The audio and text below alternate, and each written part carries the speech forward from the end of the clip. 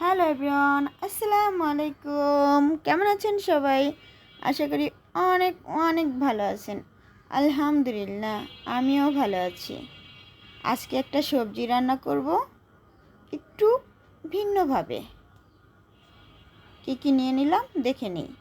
পেঁয়াজ, ভেন্ডি, আলু, বরবটি, টমেটো, ডাঁটা আর কচুরমুখী এটা, আর মুগ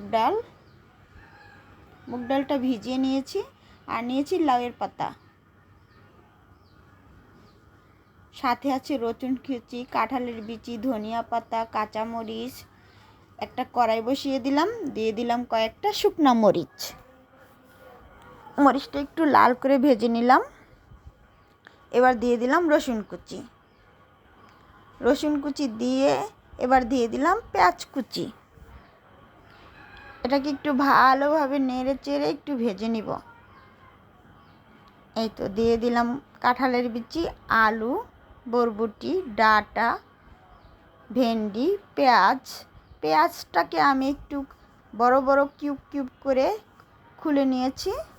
এভাবে দিয়ে রান্না করলে খেতে অসম্ভব টেস্ট হয়। দেখেন কালারটা, কার কার জিভে জল আসছে আমাকে জানাবেন। এবার দিয়ে দিলাম শাক লাউ পাতাগুলো, দিয়ে একটা ঢাকনা দিয়ে কিছুক্ষণ ঢেকে কষিয়ে নেব। এই তো কষানো শেষ।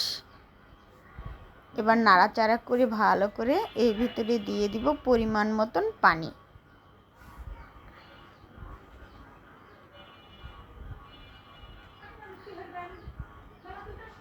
দিয়ে দিলাম পানি। দেখেন শুধু কতটা ইয়াম্মি। এবার একটা ঢাকনা দিয়ে ঢেকে দিব সিদ্ধ হওয়ার জন্য।